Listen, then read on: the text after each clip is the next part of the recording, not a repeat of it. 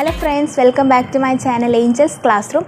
അപ്പോൾ നമ്മൾ ഈ വീഡിയോയ്ക്ക് മുൻപിട്ട വീഡിയോയിൽ നമ്മൾ standard 10 mathematics of chance chapter 3 mathematics of chance സാധ്യതകളുടെ ഗണിതം എന്ന ചാപ്റ്ററിനെ 3 പോർഷനായിട്ട് തിരിച്ചിട്ട് അതിൽ ആദ്യത്തെ പോർഷനായിരുന്നു ഇട്ടിരുന്നത്, ഒരു റിവിഷൻ പോലെ.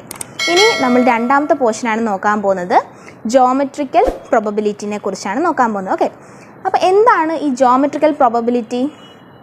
ഓക്കെ, ജോമെട്രിക്കൽ പ്രോബബിലിറ്റി എന്ന് പറഞ്ഞു കഴിഞ്ഞാൽ ഇപ്പോൾ ഒരു സർക്കിൾ തരാം അല്ലെങ്കിൽ ഒരു സ്ക്വയർ തരാം, എന്നിട്ട് അതിൽ ഒരു ഡോട്ട് ഇട്ട് കഴിഞ്ഞാൽ അത് സ്ക്വയറിലാവാനുള്ള സാധ്യത എന്താണ്, അത് സർക്കിളിലാവാനുള്ള സാധ്യത എന്താണ്, അങ്ങനെ ചില ക്വസ്റ്റ്യൻസ്. ഓക്കെ, അതൊക്കെയാണ് നമ്മൾ ജോമെട്രിക്കലി പ്രോബബിലിറ്റിനെ കുറിച്ച് നോക്കുന്നത്.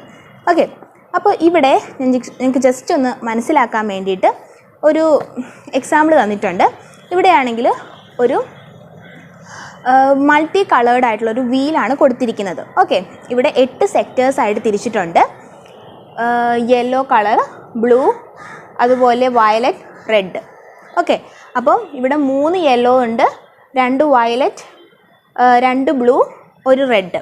ഇവിടെ ഒരു ആരോ മാർക്കും കൊടുത്തിട്ടുണ്ട്. അതായത് ഈ ജസ്റ്റ് വീലൊന്ന് കറക്കുക, അന്നേരം ഈ ആരോ മാർക്കിന് നേരായിട്ട് ഏതെങ്കിലും ഒരു കളർ വരുമായിരിക്കുമല്ലോ.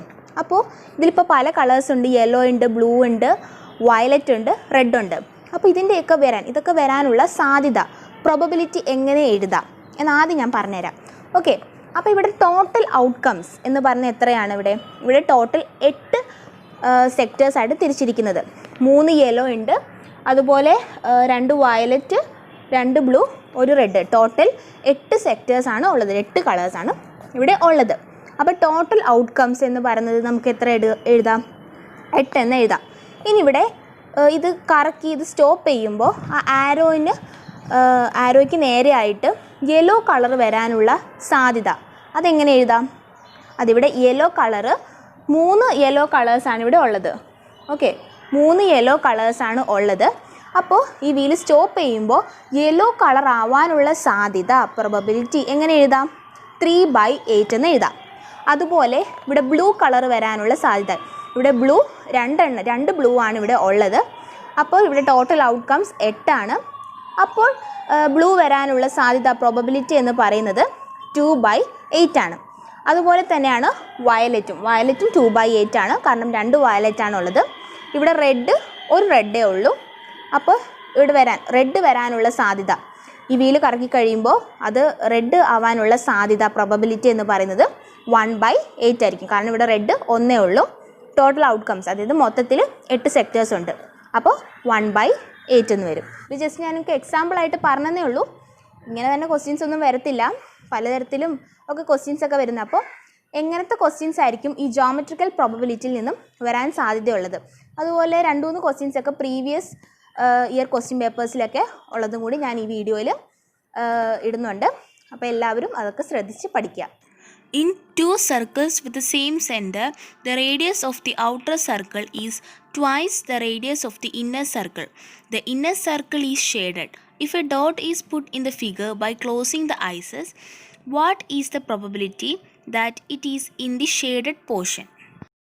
ഓക്കെ, അപ്പോൾ ഇവിടുത്തെ ആദ്യത്തെ ക്വസ്റ്റ്യനിൽ എന്താണ് ഇവിടെ പറഞ്ഞിരിക്കുന്നത്? അതെ, ഇവിടെയാണെങ്കിൽ 2 സർക്കിൾസ് ഉണ്ട്. ഞാൻ ആ സർക്കിൾസ് ഇവിടെ വരച്ചിട്ടുണ്ട്. ഞാനിത് റഫായിട്ടാണ് വരച്ചത്, അതുകൊണ്ടാണ് ഇതിങ്ങനെയൊക്കെ ഇരിക്കുന്നത്. ഓക്കെ, കുഴപ്പമില്ല. ഇവിടെ 2 സർക്കിൾസ് ഉണ്ട്. അതുപോലെ ഈ 2 സർക്കിൾസിനും സെയിം സെൻറ്ററാണ്. നമ്മളോട് കണ്ടുപിടിക്കാൻ പറഞ്ഞിരിക്കുന്നത്, ഇപ്പോൾ നമ്മൾ ഒരു ഡോട്ട് ഇടുകയാണെന്ന് കരുതുക. അത് ഈ ഷെയ്ഡഡ് പോർഷൻ, ഇവിടെ ഷെയ്ഡഡ് പോർഷൻ എന്ന് പറയുന്നത് ഈ സ്മോൾ സർക്കിളാണ്. ഇവിടെയാണ് ഷെയ്ഡഡ് പോർഷൻ. ഓക്കെ, അപ്പോൾ ഈ സ്മോൾ സർക്കിളിൽ ആവാനുള്ള സാധ്യത എന്താണ്? അതായത് സിമ്പിൾ, ഒരു ഡോട്ട് നമ്മൾ ഇടുകയാണ്, കണ്ണടച്ചൊരു ഡോട്ട് ഇടുമ്പോൾ അത് ഈ സ്മോൾ സർക്കിളിലാവാനുള്ള സാധ്യത എന്താണ്? അതാണ് ക്വസ്റ്റ്യൻ പറഞ്ഞിരിക്കുന്നത്. ഓക്കെ, എങ്ങനെ കണ്ടുപിടിക്കും? ഇവിടെ നമുക്കൊരു ഹിൻറ്റ് തന്നിട്ടുണ്ട് അല്ലേ? എന്താണ് ആ ഹിൻറ്റ്? യെസ്, സ്മോളർ സർക്കിളിൻ്റെ റേഡിയസിൻ്റെ ട്വൈസ് ആയിരിക്കും ഔട്ടർ സർക്കിളിൻ്റെ റേഡിയസ്. അതായത് നമുക്ക് റേഡിയസ് 6 ആക്കി എടുക്കാം. ഈ സ്മോൾ സർക്കിളിൻ്റെ റേഡിയസ് 6 ആക്കി എടുക്കുകയാണെങ്കിൽ ഈ ഔട്ടർ സർക്കിളിൻ്റെ റേഡിയസ് എന്ന് പറയുന്നത് ഈ ട്വൈസ് ആയിരിക്കും, അതായത് ഇരട്ടിയായിരിക്കും. സ്മോൾ സർക്കിളിൻ്റെ ഇരട്ടിയായിരിക്കും, അതായത് 2r എന്ന് വരും. ഓക്കെ, ഈ രണ്ട് സർക്കിൾസിനും സെയിം സെൻറ്ററാണ്. ഈ സ്മോൾ സർക്കിളിൻ്റെ റേഡിയസിൻ്റെ ട്വൈസ് ആയിരിക്കും ലാർജ് സർക്കിളിൻ്റെ റേഡിയസ്. അപ്പോൾ നമ്മൾ ചെറിയ സർക്കിൾ സ്മോൾ സർക്കിളിൻ്റെ റേഡിയസ് എന്ന് പറയുന്നത് എന്താണ്? സ്മോൾ സർക്കിളിൻ്റെ റേഡിയസ് എന്ന് പറയുന്നത് 6 ആക്കി എടുക്കാം. അപ്പോൾ ലാർജ് സർക്കിൾ ഔട്ടർ സർക്കിളിൻ്റെ റേഡിയസ് എത്രയാവും? ട്വൈസ് ഓഫ് സ്മോൾ സർക്കിൾ എന്നാണ് പറഞ്ഞിരിക്കുന്നത്. അതായത് 2r എന്ന് വരും, ഇരട്ടി. അപ്പോൾ ഔട്ടർ സർക്കിൾ ഇന്നർ സർക്കിളിൻ്റെ റേഡിയസ് 6 ആണെങ്കിൽ ഔട്ടർ സർക്കിളിൻ്റെ റേഡിയസ് 2r എന്ന് വരും. ഓക്കെ, ഇപ്പോൾ ഇനി നമുക്ക് എങ്ങനെ ഇത് ആൻസറിലേക്ക് എത്താം? ഓക്കെ, ഇവിടെ നമുക്കറിയാം ഏരിയ ഓഫ് സർക്കിൾ നമ്മൾ 9th പഠിച്ചിട്ടുണ്ട്. ഏരിയ ഓഫ് സർക്കിൾ എന്ന് പറയുന്നത് എന്താണ്? πr² ആണല്ലേ. അതായത് ഒരു സർക്കിളിൻ്റെ ഏരിയ കാണാനായിട്ട് π × r², r എന്ന് പറഞ്ഞാൽ റേഡിയസിൻ്റെ സ്ക്വയർ ചെയ്ത് π × r² ചെയ്ത് കഴിഞ്ഞാൽ ഒരു സർക്കിളിൻ്റെ ഏരിയ കിട്ടും. അത് നമ്മൾ പഠിച്ചിട്ടുള്ളതാണല്ലോ.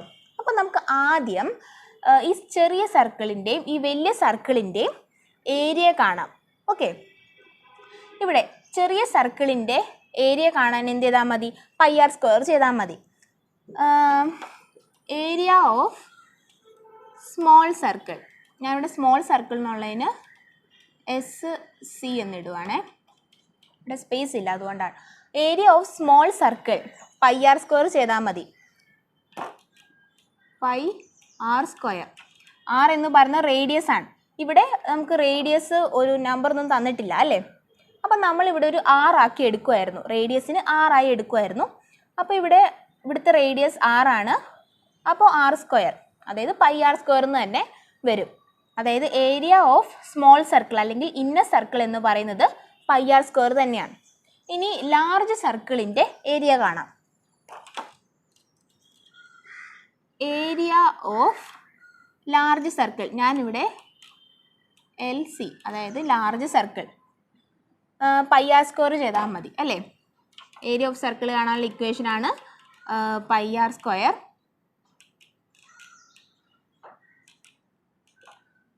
എന്താണ് ഇവിടെ 6? ഇവിടുത്തെ റേഡിയസ് എന്ന് പറയുന്നത് ഔട്ടർ സർക്കിളിൻ്റെ റേഡിയസ് അല്ലെങ്കിൽ ലാർജ് സർക്കിളിൻ്റെ റേഡിയസ് എന്ന് പറയുന്നത് 2r ആണ്.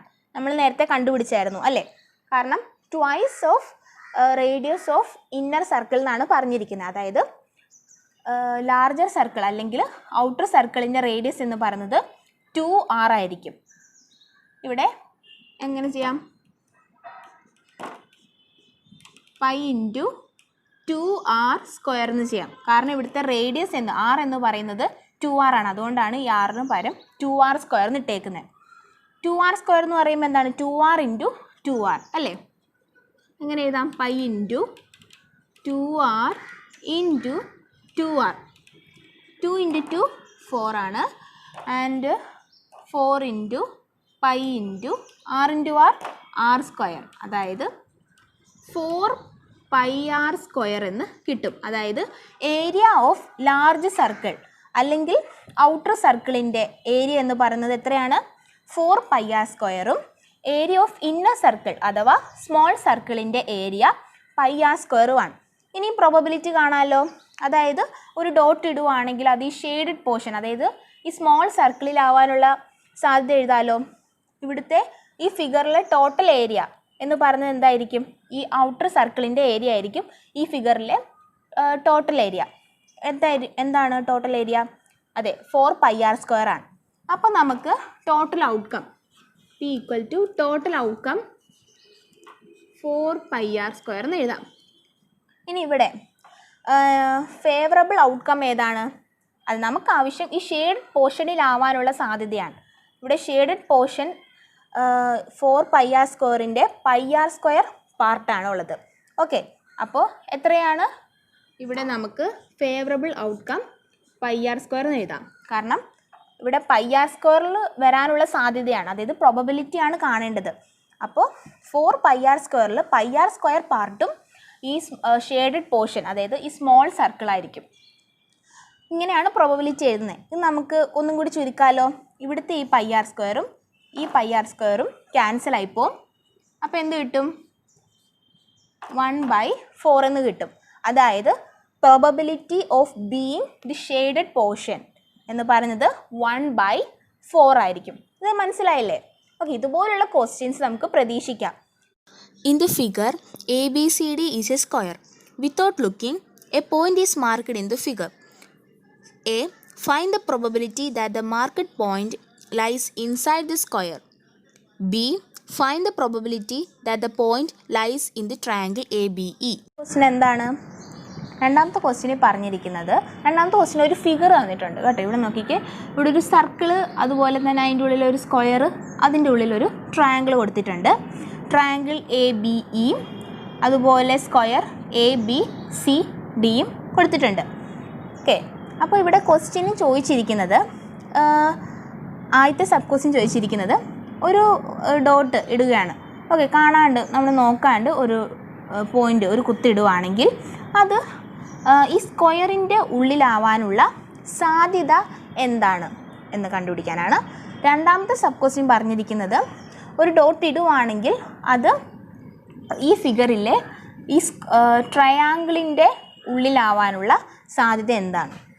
നമ്മൾ നേരത്തെ ചെയ്ത ക്വസ്റ്റ്യനിൽ എങ്ങനെയായിരുന്നു പ്രോബബിലിറ്റി കണ്ടുപിടിച്ചിരുന്നത്? അതെ, ഏരിയയിലൂടെയായിരുന്നു കണ്ടുപിടിച്ചത്. അപ്പോൾ ഇവിടെ നമുക്ക് എന്തിൻ്റെയൊക്കെ ഏരിയ കാണണം? ഇവിടെ ട്രയാങ്കിളിൻ്റെ ഏരിയ കാണണം, സ്ക്വയറിൻ്റെ ഏരിയ കാണണം, അതുപോലെ ഈ സർക്കിളിൻ്റെ ഏരിയ കാണണം. നമുക്ക് ആദ്യം ഈ സർക്കിളിൻ്റെ ഏരിയ കാണാം. ഞാനിവിടെ നമുക്ക് സർക്കിളിനൊരു റേഡിയസ് വരച്ചിട്ടുണ്ട്. നമുക്ക് ഈ സർക്കിളിൻ്റെ റേഡിയസ് 6 ആക്കി എടുക്കാം. എങ്കിൽ ഏരിയ ഓഫ് സർക്കിൾ എന്ത് വരും? സർക്കിളിൻ്റെ റേഡിയസ് 6 ആക്കി എടുക്കുകയാണെങ്കിൽ ഏരിയ ഓഫ് സർക്കിൾ πr² എന്ന് വരും അല്ലേ? അപ്പോൾ ഏരിയ ഓഫ് സർക്കിൾ കണ്ടുപിടിച്ച് എത്രയാണ്? πr². ഇനി ഈ സ്ക്വയറിൻ്റെ ഏരിയ കാണാം. സ്ക്വയറിൻ്റെ ഏരിയ കാണണമെങ്കിൽ ആദ്യം സൈഡ് അറിയണം. അതായത് സൈഡ് ഇൻറ്റു സൈഡ് ആണല്ലോ സ്ക്വയറിൻ്റെ ഏരിയ. അപ്പോൾ ഇവിടെ സൈഡ് നമുക്കറിയില്ല. ഞാനിവിടെ ഒരു ട്രയാങ്കിൾ ഫോം ചെയ്യാൻ പോവാണ്. ഇവിടെ നിന്ന് ഇങ്ങനെ ഒരു ട്രയാങ്കിൾ ഫോം ചെയ്യുവാണ്. ഇവിടെ ഞാൻ ഈ പോയിന്റിൽ O എന്ന് കൊടുക്കുന്നു. ഞാൻ ജസ്റ്റ് ഒന്ന് എക്സ്റ്റെൻഡ് ചെയ്യുവാണ്.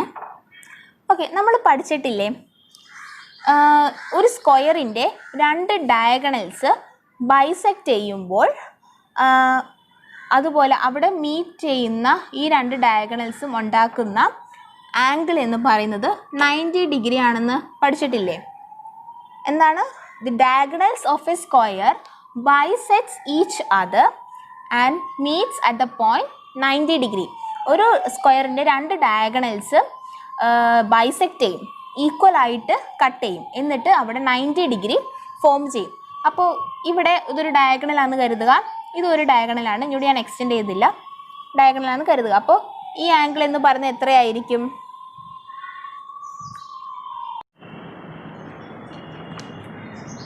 ഇവിടെ ഏരിയ ഓഫ് സർക്കിൾ πr² എന്ന് കിട്ടി.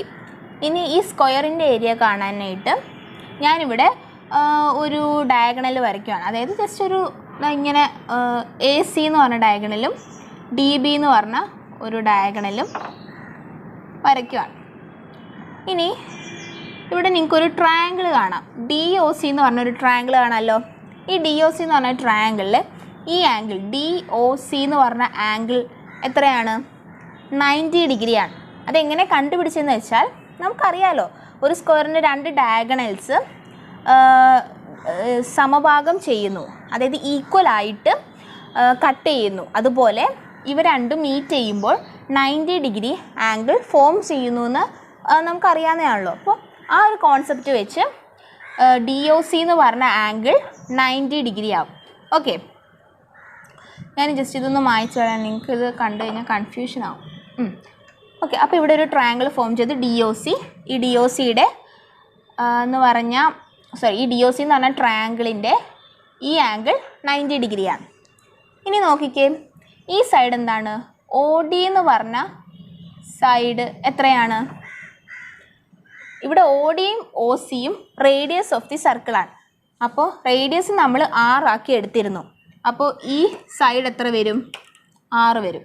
അപ്പോൾ OC എന്ന് പറഞ്ഞ സൈഡോ അതും ആർ എന്ന് വരും. ഇപ്പോൾ ഒരു ട്രയാങ്കിൾ ഉണ്ട്, ആ ട്രയാങ്കിളിൻ്റെ ഒരു ആംഗിളും രണ്ട് സൈഡ്സും കിട്ടി. ഇനി ഈ സൈഡ് കിട്ടാൻ, അതായത് ഡി സി എന്ന് പറഞ്ഞ സൈഡ് കിട്ടാനായിട്ട് എന്ത് ചെയ്യണം? നോക്കിക്കേ, നിങ്ങൾ നോക്കിക്കേ, ഇത് എന്ത് ട്രയാങ്കിളാണ്? ഇതൊരു ഐസോസിലസ് ട്രയാങ്കിൾ അല്ലേ? ഐസോസിലസ് ട്രയാങ്കിൾ എന്ന് പറഞ്ഞാൽ എന്താണ്?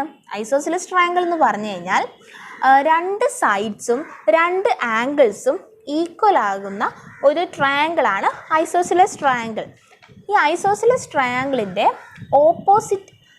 ഐസോസിലസ് ട്രയാങ്കിളിൻ്റെ രണ്ട് സൈഡ്സിന് ഓപ്പോസിറ്റ് ആയിട്ട് വരുന്ന ആംഗിൾസ് ഈക്വൽ ആയിരിക്കും.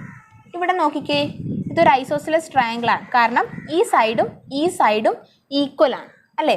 അപ്പോൾ ഈക്വൽ സൈഡ്സിന് ഓപ്പോസിറ്റ് ആയിട്ട് വരുന്ന ആംഗിൾ എന്ന് പറയുന്നത് ഈക്വൽ ആയിരിക്കുമല്ലോ. അപ്പോൾ ഈ ആംഗിളും എത്രയായിരിക്കും? അതെ, ഇവിടെ 45 ഡിഗ്രി ആയിരിക്കും. എങ്ങനെയാണ് കണ്ടുപിടിച്ചേ? നമുക്കറിയാം, ഒരു ട്രയാങ്കിളിൻ്റെ സം ഓഫ് ആംഗിൾസ് എന്ന് പറയുന്നത് 180 ഡിഗ്രിയാണ്. 180 ഡിഗ്രിയിൽ -90 ഡിഗ്രി ചെയ്തു, അപ്പോൾ ഒരു ആൻസർ കിട്ടും. അതേ ഡിവൈഡഡ് ബൈ 2 ചെയ്യണം, കാരണം ഈ രണ്ട് ആംഗിൾസും ഈക്വൽ ആണ്. അപ്പോൾ 180 ഡിഗ്രി -90 ഡിഗ്രി ഡിവൈഡഡ് ബൈ 2 ചെയ്യുമ്പോൾ 45 ഡിഗ്രി കിട്ടും. ഓക്കെ, അപ്പോൾ 45 ഡിഗ്രി പ്ലസ് 45 ഡിഗ്രി 90 ഡിഗ്രി ചെയ്യുമ്പോൾ കറക്റ്റ് 180 ഡിഗ്രി തന്നെ കിട്ടും. അങ്ങനെയാണ് ഇവിടെ 45 ഡിഗ്രി കിട്ടിയത്.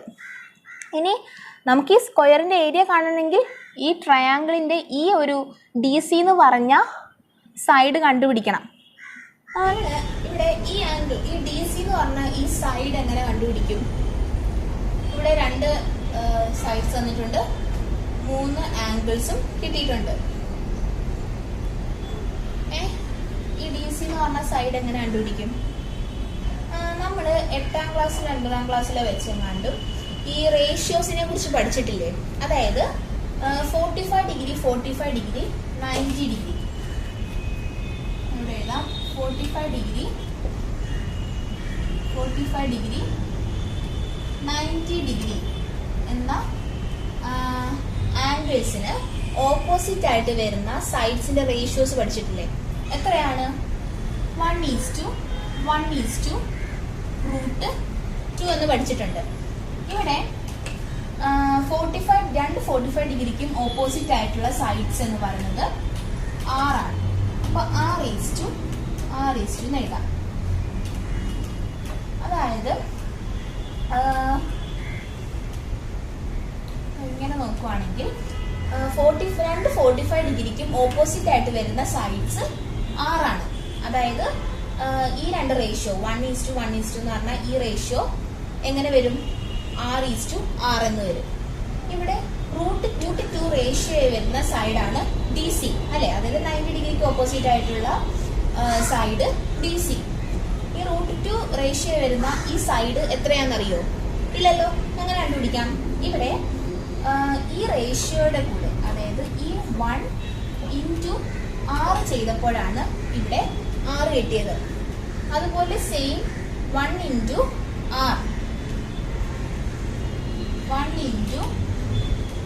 ചെയ്യുമ്പോഴാണ് ഇവിടെ 6 കിട്ടുന്നത്. അപ്പോൾ ഈ √2 റേഷ്യോ വരുന്ന ഈ സൈഡ് എത്രയായിരിക്കും? ഈ സൈഡ് എത്രയായിരിക്കും? അതെ, √2 × 6 ആയിരിക്കും. അതായത് 1 റേഷ്യോ വരുന്ന സൈഡ് കിട്ടിയത് എങ്ങനെയാണ്? 1:6 ചെയ്തപ്പോഴാണ്. അതുപോലെ ഇവിടെ 1:6 ചെയ്തപ്പോഴാണ് 6 കിട്ടിയത്. അപ്പോൾ √2 റേഷ്യോ വരുന്ന ഈ സൈഡ് എത്രയായിരിക്കും? √2 × 6 ആയിരിക്കും. അതായത് √2 6 ആയിരിക്കും ഡി സി എന്ന് പറഞ്ഞ സൈഡ്. അപ്പൊ ഡി സി എന്ന് പറഞ്ഞ സൈഡ് എത്രയാണ്?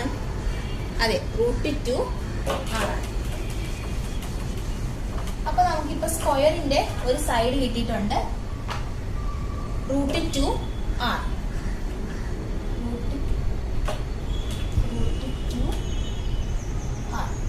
ഈ സർക്കിളിന്റെ ഇതിനുള്ളിലുള്ള സ്ക്വയറിന്റെ ഒരു സൈഡ് എന്ന് പറഞ്ഞാൽ √2 6 കിട്ടി. എനിക്ക് പിന്നെ ഏരിയ ഓഫ് സ്ക്വയർ കാണാൻ പാടില്ലേ? എന്തായിരിക്കും area of square? Side into side ആണല്ലേ. ഇവിടെ ഒരു സൈഡ് √2r ആണ്, മറ്റേ സൈഡ് √2r ആയിരിക്കും. കാരണം സ്ക്വയറിന്റെ എല്ലാ സൈഡ്സും ഈക്വൽ ആയിരിക്കുമല്ലോ. അപ്പോൾ എങ്ങനെയായിരിക്കും? √2r ഇൻറ്റു √2r എന്ന് വരും. അതായത് √2 ഇൻറ്റു √2r എന്ന് കിട്ടും. 2 എന്ന് കിട്ടും. r ഇൻറ്റു r സ്ക്വയർ, അതായത് 2r² ആണ് ഏരിയ ഓഫ് സ്ക്വയർ. ഇനി ഒരെണ്ണം കൂടി കണ്ടുപിടിക്കാനുണ്ട്. ഏരിയ ഓഫ് ട്രയാങ്കിൾ കണ്ടുപിടിക്കണം. ട്രയാങ്കിൾ ABE എന്ന് പറഞ്ഞാൽ ട്രയാങ്കിളിന്റെ ഏരിയയും കൂടെ കണ്ടുപിടിക്കണം. ഓക്കെ, ഇനി ട്രയാങ്കിളിന്റെ ഏരിയ കാണാണെങ്കിൽ ഏരിയ ഓഫ് ട്രയാങ്കിൾ കാണണമെങ്കിൽ എന്ത് ചെയ്താൽ മതി? ഹാഫ് BH ആണല്ലേ. അതായത് half into base into height, അതാണ് ഹാഫ് BH. ഹാഫ് BH ചെയ്യുമ്പോൾ ഒരു ട്രയാങ്കിളിന്റെ ഏരിയ കാണും. ഇവിടെ ABE എന്ന് പറഞ്ഞ ട്രയാങ്കിളിന്റെ ബേസ് ആണ് ഈ സ്ക്വയറിന്റെ ഒരു സൈഡ്. ഈ സ്ക്വയറിന്റെ ഒരു സൈഡ് √2r ആണെന്നറിയാം. ഹൈറ്റ് h എന്ന് പറയുന്നത് ഈ സ്ക്വയറിന്റെ സൈഡ് തന്നെയാണ്, അതായത് √2r ആണ്. ഹൈറ്റ് എന്ന് പറയുന്നത് √2r ആണ്. എങ്കിൽ പിന്നെ ഏരിയ ഓഫ് ട്രയാങ്കിൾ ABE എന്തായിരിക്കും? ഹാഫ് ഇൻറ്റു ബേസ് √2r ആണ് ഇൻറ്റു ഹൈറ്റ് എന്ന് പറയുന്നത് √2r ആണ്. ഇവിടെ √2 ഇൻറ്റു √2 2 കിട്ടും. r ഇൻറ്റു r സ്ക്വയർ കിട്ടും. അതായത് ഹാഫ് ഇൻറ്റു 2r സ്ക്വയർ എന്ന് കിട്ടും. ഇവിടുത്തെ ഈ 2ഉം ക്യാൻസൽ ആയിപ്പോ. അപ്പോൾ r സ്ക്വയർ, അതായത് ഏരിയ ഓഫ് ട്രയാങ്കിൾ എന്ന് പറയുന്നത് എത്ര കിട്ടി? r സ്ക്വയർ എന്ന് കിട്ടി. ഏരിയ ഓഫ് ട്രയാങ്കിൾ ABE എന്ന് പറയുന്നത് r സ്ക്വയർ. ഇനി നമുക്ക് ക്വസ്റ്റ്യൻ്റെ ആൻസറിലേക്ക് വരാം. ക്വസ്റ്റ്യൻ ആദ്യത്തെ സബ് ക്വസ്റ്റ്യൻ ചോദിച്ചിരിക്കുന്നത് ഈ സ്ക്വയറിൽ ആവാനുള്ള പ്രോബബിലിറ്റി കാണാനായിരുന്നു. നോക്കാം. ഒരു കണ്ണടച്ചൊരു ഡോട്ട് ഇട്ട് കഴിഞ്ഞാൽ ഈ സ്ക്വയറിൽ ആവാനുള്ള സാധ്യത പ്രോബബിലിറ്റി എഴുതാം. ഇവിടെ സർക്കിൾ ആണ് ഇവിടുത്തെ ടോട്ടൽ ഔട്ട്കം. ഇവിടുത്തെ സർക്കിളിന്റെ ഏരിയ എന്ന് പറഞ്ഞ ഏരിയ ഓഫ് സർക്കിൾ എന്ന് പറയുന്നത് πr² ആണ്. അപ്പൊ ടോട്ടൽ ഔട്ട്കം πr² എന്ന് എഴുതാം. ഇനി സ്ക്വയറിന്റെ പ്രോബബിലിറ്റി ആണ്, അതായത് സ്ക്വയറിന്റെ ഉള്ളിൽ ഡോട്ട് വരാനുള്ള സാധ്യതയാണ് ചോദിച്ചിരിക്കുന്നത്. അപ്പോൾ ഇവിടെ സ്ക്വയറിന്റെ ഏരിയ എന്ന് പറയുന്നത് 2 ഇൻറ്റു r² ആണ്. അപ്പോൾ ഇവിടെ ഫേവറബിൾ ഔട്ട്കം എന്ന് പറയുന്നത് എന്തായിരിക്കും? 2r² ആയിരിക്കും. ദാറ്റ് ഈസ് ഈ r-ഉം ഈ r²ഉം ഈ r² ക്യാൻസൽ ആയിപ്പോ. അപ്പോൾ 2/π എന്ന് കിട്ടും. അതായത് probability of being in the സ്ക്വയറിന്റെ ഉള്ളിൽ ഡോട്ട് വരാനുള്ള സാധ്യത 2/π എന്ന് കിട്ടും.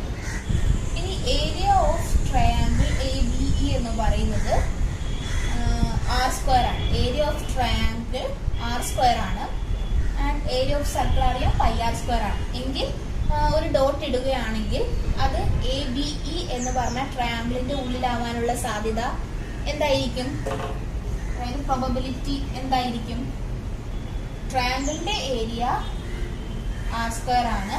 ടോട്ടൽ ഔട്ട്കം അതായത് സർക്കിളിന്റെ ഏരിയ πr² ആണ്. അപ്പോൾ r²/πr², ദാറ്റ് ഈസ് ഈ r²ഉം ഈ r²ഉം ക്യാൻസൽ ആയിപ്പോ. അപ്പോൾ 1/π എന്ന് കിട്ടും. ഓക്കെ, നമ്മൾ ആൻസർ കണ്ടെത്തി. ആദ്യത്തെ സബ് ക്വസ്റ്റ്യൻ ചോദിച്ചിരുന്നത് സ്ക്വയറിന്റെ ഉള്ളിലാവാനുള്ള സാധ്യത, അതായത് ഒരു ഡോട്ട് ഇട്ട് കഴിഞ്ഞാൽ അത് സ്ക്വയറിന്റെ ഉള്ളിലാവാനുള്ള സാധ്യതയായിരുന്നു. അപ്പം നമ്മൾ ആദ്യം സർക്കിളിന്റെ ഏരിയ കണ്ടുപിടിച്ചു. പിന്നെ നമ്മൾ ഈ സ്ക്വയറിന്റെയും ട്രയാങ്കിളിന്റെ ഏരിയ കണ്ടുപിടിച്ചു. എന്നിട്ട് ആദ്യത്തെ സബ് ക്വസ്റ്റ്യന് പ്രോബബിലിറ്റി എന്ന് പറയുന്നത്, അതായത് സ്ക്വയറിന്റെ ഉള്ളിലാവാനുള്ള പ്രോബബിലിറ്റി എന്ന് പറയുന്നത് area of square by area of circle, അതായത് 2r²/πr² എഴുതും. അപ്പോൾ 2/π എന്ന് കിട്ടി. അതുപോലെ രണ്ടാമത്തെ സബ് ക്വസ്റ്റ്യൻ ട്രയാങ്കിളിന്റെ ഉള്ളിൽ ആവാനുള്ള സാധ്യത, അതായത് ഒരു ഡോട്ട് ഇട്ട് കഴിഞ്ഞാൽ അത് ട്രയാങ്കിളിന്റെ ഉള്ളിലാവാനുള്ള സാധ്യത ആയിരുന്നു ചോദിച്ചിരുന്നത്. അപ്പോൾ അത് കാണാനായിട്ട് area of triangle by area of circle ചെയ്തു. അതായത് R square by pi R square. ഈ ആർ സ്ക്വയറും ഈ ആർ സ്ക്വയറും ക്യാൻസൽ ആയിപ്പോയി. അപ്പോൾ 1 ബൈ പൈ എന്ന് കിട്ടി. ഓക്കെ, അപ്പോൾ ഏരിയ ഓഫ് അപ്പോൾ ഇതെങ്ങനെ കണ്ടുപിടിച്ചെന്ന് അറിയാം. ആദ്യം ഏരിയ ഓഫ് സർക്കിൾ കണ്ടുപിടിച്ചു, പിന്നെ ഏരിയ ഓഫ് സ്ക്വയർ കണ്ടുപിടിച്ചു, പിന്നെ ഏരിയ ഓഫ് ട്രയാങ്കിൾ കണ്ടുപിടിച്ചു. എന്നിട്ട് എന്തിൻ്റെ പ്രോബബിലിറ്റി ആണോ എഴുതേണ്ടത്, സ്ക്വയർ ആവാനുള്ള സാധ്യത, ഒരു ഡോട്ട് ഇട്ട് കഴിഞ്ഞാൽ അത് സ്ക്വയറിൻ്റെ ഉള്ളിലാവാനുള്ള സാധ്യതയാണെങ്കിൽ സ്ക്വയറിൻ്റെ ഏരിയ ബൈ ടോട്ടൽ ഔട്ട്കം എന്ന് പറഞ്ഞത്. അതായത് ടോട്ടൽ ഇവിടെ ഈ ഒരു സർക്കിളിൻ്റെ ആണ് ഏരിയ, ഇവിടെ ടോട്ടൽ ഔട്ട്കം എന്ന് പറഞ്ഞാൽ സർക്കിളിൻ്റെ ഏരിയ ആണ്. അതായത് പൈ ആർ സ്ക്വയറുമായിട്ട് ഡിവൈഡ് ചെയ്താൽ മതി. ഇത് ഏരിയ ഓഫ് സ്ക്വയർ എന്ന് പറഞ്ഞാൽ 2r square by pi R square ചെയ്താൽ മതി. അതുപോലെ ട്രയാങ്കിളിൻ്റെ r square by pi R square. In the figure, ABCD is a rectangle and PBCQ is a square. The probability of marking a dot without looking to be within the square is 2 by 5. A. What is the probability of dot to be within the rectangle APQD? B. If the area of the square is 8 square centimeters, what is the area of the rectangle ABCD? C. If the area of the square is B and if the probability of the dot being the square is P by A, then what is the area of the rectangle APQD? Question എല്ലാവർക്കും മനസ്സിലായല്ലോ. ക്വസ്റ്റ്യനിൽ ഒരു figure തന്നിട്ടുണ്ട്, ABCD, അതൊരു റെക്റ്റാങ്കിളാണ്. പിന്നെ APQD എന്ന് പറഞ്ഞ ഒരു റെക്റ്റാങ്കിളും അതുപോലെ PBCQ എന്ന് പറഞ്ഞ ഒരു സ്ക്വയറും തന്നിട്ടുണ്ട്. ഓക്കെ, അപ്പോൾ ഇവിടെ ക്വസ്റ്റ്യനിൽ ഓൾറെഡി ഇപ്പോൾ ഒരു ഡോട്ട് ഇടുകയാണ്. എല്ലാ ക്വസ്റ്റ്യൻസിലെ പോലെ തന്നെ നമ്മൾ കണ്ണടച്ച് ഒരു ഡോട്ട് ഈ ഫിഗറിലേക്ക് ഇടുകയാണെങ്കിൽ അത് ഈ സ്ക്വയറിലാവാനുള്ള സാധ്യത ക്വസ്റ്റ്യനിൽ ഓൾറെഡി തന്നിട്ടുണ്ട്, 2 by 5. സാധാരണ നമ്മൾ പ്രോബബിലിറ്റി കണ്ടുപിടിക്കുകയാണ് പതിവ്, എന്നാൽ ഇവിടെ ഓൾറെഡി തന്നിട്ടുണ്ട്, പ്രോബബിലിറ്റി തന്നിട്ടുണ്ട് 2 by 5 ആണ്. എങ്കിൽ ചോദിച്ചിരിക്കുന്നത് APQD എന്ന് പറഞ്ഞ ഈ ചെറിയ റെക്റ്റാങ്കിളിൽ പോയിന്റ് വരാൻ, അതിപ്പോൾ കണ്ണടച്ചൊരു ഡോട്ട് ഇട്ട് കഴിഞ്ഞാൽ അത് APQD എന്ന് പറഞ്ഞ റെക്റ്റാങ്കിളിൽ വരാനുള്ള സാധ്യത എന്താണ്? ഓക്കെ, അതാണ് ആദ്യത്തെ സബ് ക്വസ്റ്റ്യൻ ചോദിച്ചിരിക്കുന്നത്. സിമ്പിൾ അല്ലേ? നമുക്ക് ഓൾറെഡി അറിയാം ഈ സ്ക്വയറിൻ്റെ പ്രോബബിലിറ്റി എന്ന് പറയുന്നത് 2 by 5 ആണ്. അതായത് ടോട്ടൽ ഔട്ട്കംസ്, ഈ ഫിഗറിൽ ടോട്ടൽ ഔട്ട്കം എന്ന് പറയുന്നത് 5 ആണ്. ആൻഡ് ഈ സ്ക്വയർ വരാനുള്ള സാധ്യത 2 by 5 ആണ്. 5ൽ 2 സാധ്യതയാണ് ഈ സ്ക്വയറിൽ ഡോട്ട് വരാനുള്ളത്. എങ്കിൽ ഈ റെക്റ്റാങ്കിളിൽ ഡോട്ട് വരാനുള്ള സാധ്യത എന്തായിരിക്കും? ഈ 5 - 2 ചെയ്താൽ പോരെ? ടോട്ടൽ ഔട്ട്കമ്മിൽ നിന്നും ഈ ഫേവറബിൾ ഔട്ട്കം മൈനസ് ചെയ്ത് കഴിഞ്ഞാൽ APQD എന്ന് പറഞ്ഞ ഈ റെക്റ്റാങ്കിളിൻ്റെ പ്രോബബിലിറ്റി വരാനുള്ള സാധ്യത കിട്ടത്തില്ലേ? അതായത് 5 - 2 എത്ര കിട്ടും? 3 കിട്ടും. അതായത് 5ൽ 3 സാധ്യതയായിരിക്കും ഈ APQD എന്ന റെക്റ്റാങ്കിൾ വരാനുള്ള പ്രോബബിലിറ്റി. അതായത് 3 by 5 ആയിരിക്കും. ഓക്കെ, ഇതാണ് ആദ്യത്തെ സബ് ക്വസ്റ്റ്യൻ. രണ്ടാമത്തെ സബ് ക്വസ്റ്റ്യൻ എന്ന് പറയുന്നത് if the area of square is 8 square centimetres. സ്ക്വയറിൻ്റെ ഏരിയ, ഈ സ്ക്വയറിൻ്റെ ഏരിയ 8 സ്ക്വയർ സെൻറ്റിമീറ്റർ ആണെങ്കിൽ ഈ റെക്റ്റാങ്കിളിൻ്റെ ABCD എന്ന് പറഞ്ഞ ഈ റെക്റ്റാങ്കിളിൻ്റെ ഏരിയ എന്തായിരിക്കും എന്നാണ്. ഈ ABCD എന്ന് പറഞ്ഞ റെക്റ്റാങ്കിളിൻ്റെ ഏരിയ കാണണമെങ്കിൽ PBCQൻ്റെ ഈ സ്ക്വയറിൻ്റെയും അതുപോലെ APQD എന്ന് പറഞ്ഞ ഈ റെക്റ്റാങ്കിളിൻ്റെയും ഏരിയാസ് തമ്മിൽ ആഡ് ചെയ്യുമ്പോഴല്ലേ ഈ ABCD എന്ന് പറയുന്ന ഈ റെക്റ്റാങ്കിളിൻ്റെ ഏരിയ കാണാൻ പറ്റുള്ളൂ. ഓക്കെ, അപ്പോൾ ഇവിടെ ഓൾറെഡി സ്ക്വയറിൻ്റെ ഏരിയ തന്നിട്ടുണ്ട് 8 സ്ക്വയർ സെൻറ്റിമീറ്റർ. എങ്കിൽ ഈ റെക്റ്റാങ്കിളിൻ്റെ ഏരിയ, അതായത് APQD എന്ന് പറയുന്ന ഈ റെക്റ്റാങ്കിളിൻ്റെ ഏരിയ എന്തായിരിക്കും നോക്കാം. രണ്ടാമത്തെ സബ് ക്വസ്റ്റ്യൻ ആണ്. ഇവിടെ 5ൽ 2 സാധ്യതയുള്ള ഈ സ്ക്വയറിൻ്റെ ഏരിയ എന്ന് പറയുന്നത് 8 സ്ക്വയർ സെൻറ്റിമീറ്റർ ആണ്.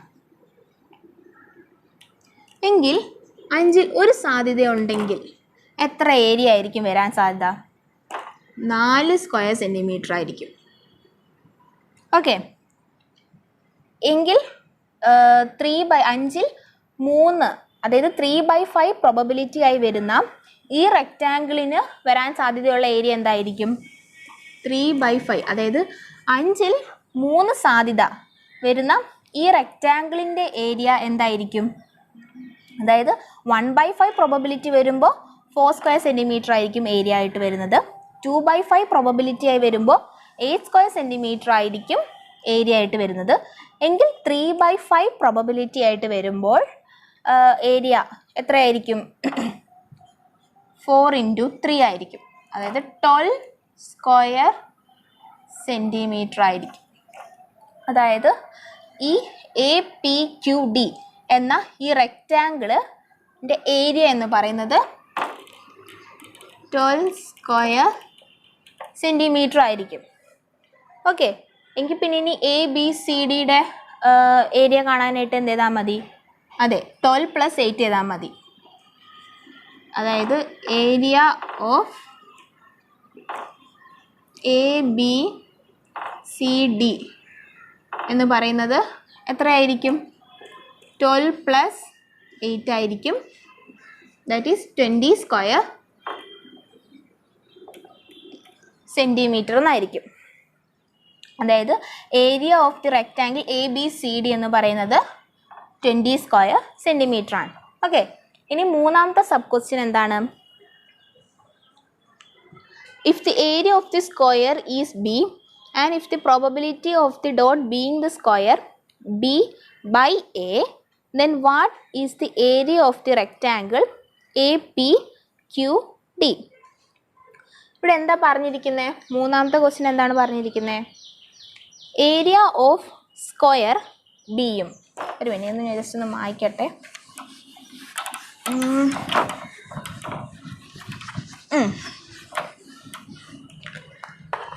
ക്വസ്റ്റ്യനിൽ പറഞ്ഞിരിക്കുന്നത് ഏരിയ ഓഫ് സ്ക്വയർ ബിയും